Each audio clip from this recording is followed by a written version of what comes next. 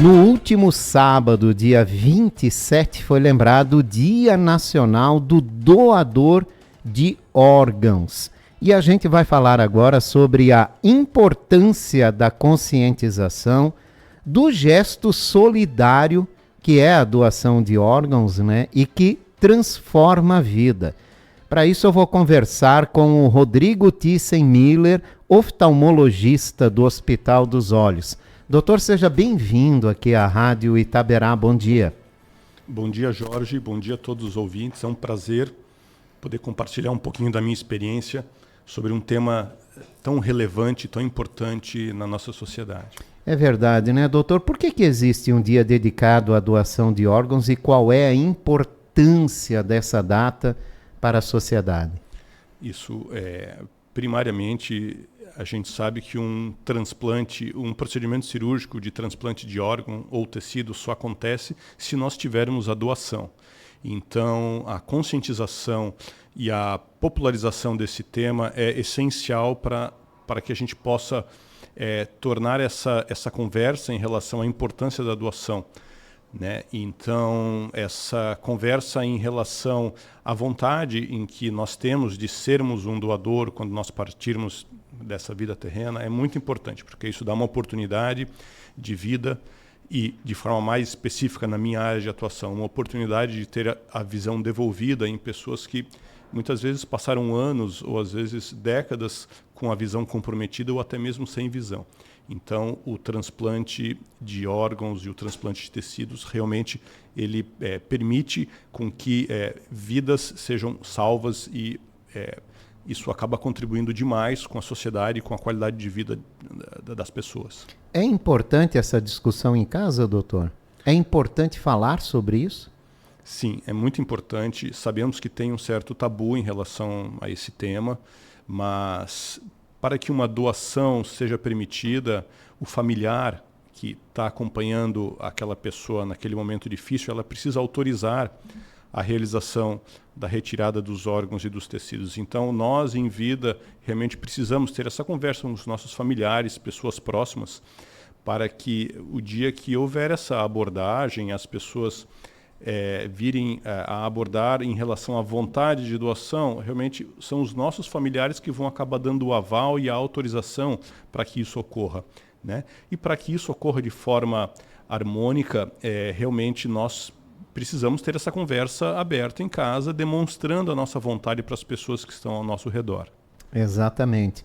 Doutor, o Brasil é referência mundial em transplantes, mas apesar desses bons índices, ainda temos muitas pessoas aguardando na fila, né? Quais são os principais desafios que se encontra para se avançar nessa questão? Isso, Jorge, é uma excelente pergunta. Realmente o Brasil, através do Sistema Nacional de Transplantes, juntamente com o Sistema Único de Saúde, ele acaba fazendo parte do maior sistema de doação de transplantes de órgãos e tecidos do mundo, né?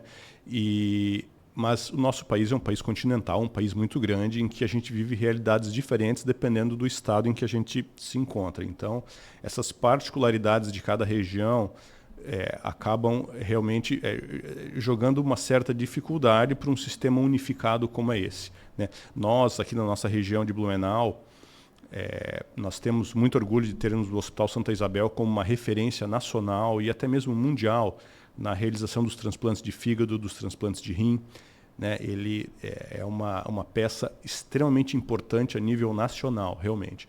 E isso só acontece por causa da doação. Nós vivemos numa região em que a taxa de doação ela é uma taxa alta. Então as pessoas elas têm uma conscientização e um positivo para a doação de órgãos e tecidos maior do que a média que nós vemos em outras regiões. E isso, sem sombra de dúvida, coloca Blumenau, e não é à toa que é a capital estadual dos transplantes, né? Graças a esse conceito que já existe enraizado nas pessoas que moram aqui na cidade, né? Olha, e eu conheci casais que vieram para cá por causa do transplante, né? E acabaram levando a vida depois aqui, ficando aqui, constituindo o restante da família aqui na cidade, né? Só para a gente ter uma noção do tamanho que é isso, que muitas vezes a gente passa despercebido por nós aqui no nosso dia a dia. Isso, eu não tenho dúvidas que existem muitas histórias relacionadas a esse fato, até porque o transplante de córnea ele não ocorre apenas ali no momento do ato cirúrgico, né? Talvez esse seja o momento mais breve de todo esse processo, né? Toda a recuperação e a convalescença pós-cirúrgica com o acompanhamento desse indivíduo, isso pode ser perpétuo, né? Então a pessoa exige um certo cuidado com a equipe médica com experiência em transplantes. Então é por isso que realmente muitas pessoas acabam vindo para o Blumenau para poder fazer o acompanhamento desse transplante com a equipe especializada que nós temos aqui na cidade. É verdade. E se apaixonam pela cidade e acabam ficando por aqui mesmo. Doutor, vamos falar especificamente agora sobre o transplante de córnea, né? O que é a córnea e por que em alguns casos ela precisa ser substituída?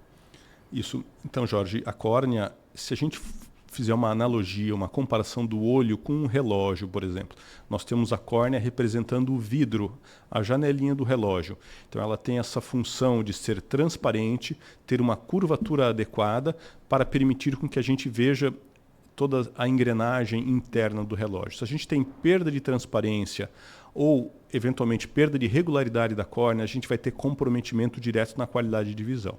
E aí são inúmeras patologias ou condições que podem gerar a perda da transparência ou da regularidade da córnea, né? Então, nesses casos em que a gente não tem a manutenção dessa integridade óptica da córnea, o transplante, o procedimento cirúrgico de transplante de córnea, ele vem a ser uma alternativa a devolver a transparência e a regularidade da córnea. E chega essa possibilidade de ter que fazer a substituição, né? Exato. A córnea ela é um tecido transparente que muitas vezes nós temos medicações ou eventualmente tratamentos não cirúrgicos para muitas patologias. Mas existem condições específicas em que o uso do óculos ou eventualmente o uso de colírios ou medicações ou até mesmo lentes de contato não conseguem restaurar a visão do indivíduo. Nesses casos em que a gente não tem alternativas menos invasivas, como o caso de uma cirurgia, o transplante ele pode ser indicado. Certo.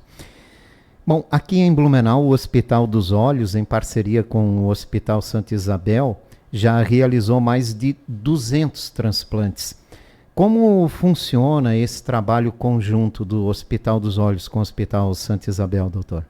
Isso, a estrutura cirúrgica do Hospital de Olhos, ela serve como se fosse um prestador de serviço para as cirurgias que são realizadas no Hospital Santa Isabel, né? Então, os pacientes eles têm o atendimento feito ou eventualmente no próprio Hospital Santa Isabel ou até mesmo na rede privada, no Hospital de Olhos de Blumenau, e os procedimentos cirúrgicos são realizados na estrutura cirúrgica do Hospital de Olhos de Blumenau. Então, é como se fosse uma parceria público-privada em que permite com que esses pacientes tenham acesso a esse tipo de procedimento na cidade.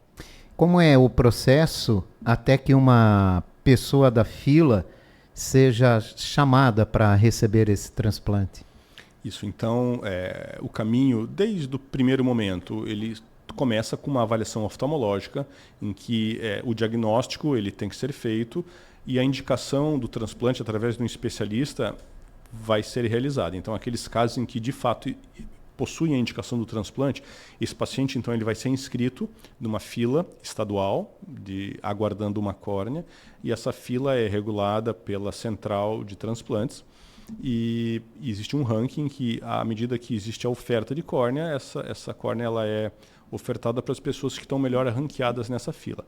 Existem características específicas em casos de urgência, existem condições técnicas que permitem que uma pessoa tenha priorização em cima de outros casos, mas isso é tudo muito bem regulado, a legislação brasileira cuida muito bem desses detalhes, e assim que existe a oferta de uma córnea, o paciente é contatado e a cirurgia ela pode ser programada, né? Um grande benefício, eu talvez diria até uma vantagem do transplante de córnea, é que a cirurgia ela pode ser programada dentro de alguns dias depois que a oferta de córnea ela existe. A córnea ela é mantida viável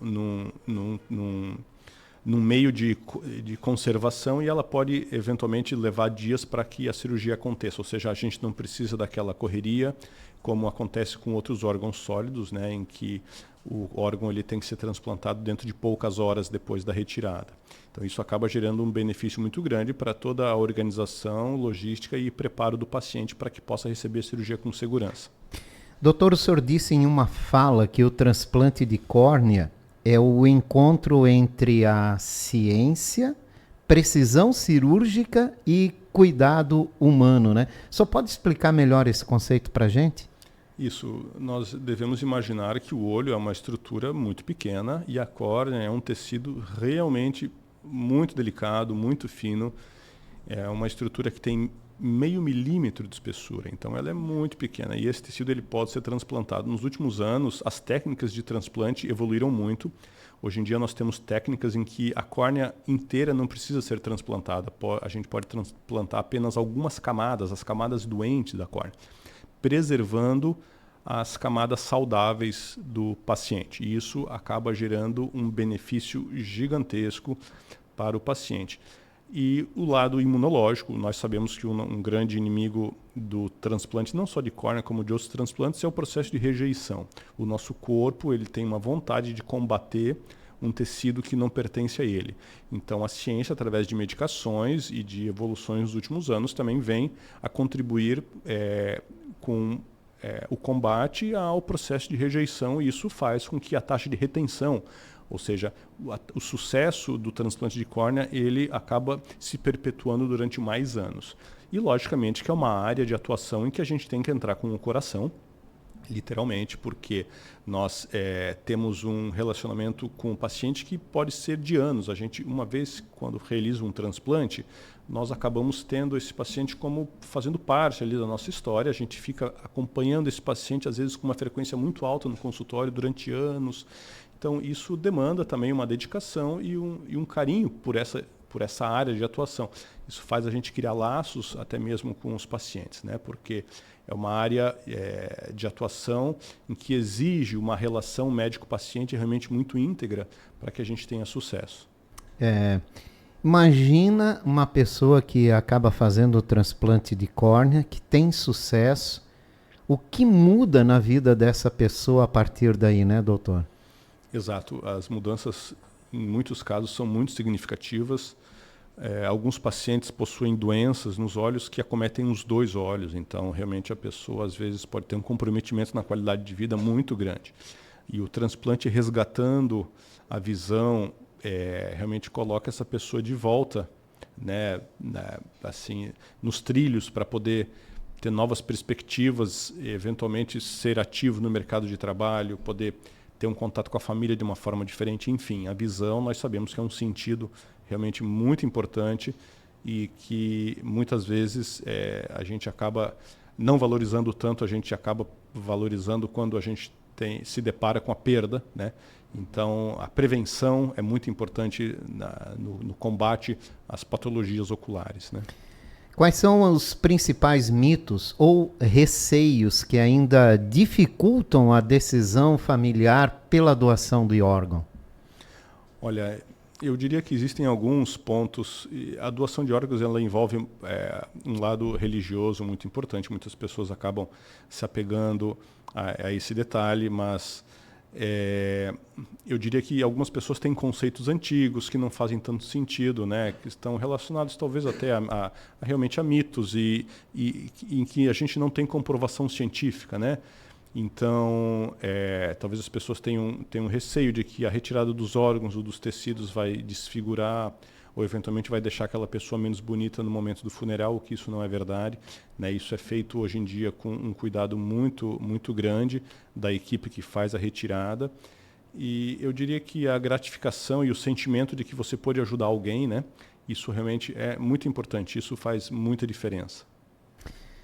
Que mensagem o senhor gostaria de deixar para quem está nos ouvindo agora e ainda tem dúvidas ou receios sobre doação? Eu acho que eu talvez resuma um pouco o que eu já falei, a conversa que nós temos que ter com as nossas famílias em casa, né? Debater o tema e realmente, de fato, deixar bem claro a nossa vontade de doação que essa vontade ela é genuína, isso vai, sem dúvida nenhuma, facilitar e favorecer com que nós possamos ser doadores no futuro, né? Nós sabemos que a nossa passagem pela Terra ela é temporária, então todos nós passaremos por isso, e se nós podemos deixar esse legado em que nós ajudamos alguém, eu acho que é um ato realmente muito grandioso. E o mais importante do que simplesmente escrever na carteira de identidade é conversar com a família tem que dar a autorização final. Então essa conversa ela é bem importante. Lembrando que por lei só faz a doação se a família autorizar, né? Exatamente, é isso mesmo. Então, a gente por isso a importância de conversar. Por sempre. Isso a importância de conversar, exatamente. Qualquer pessoa pode ser doadora, doutor?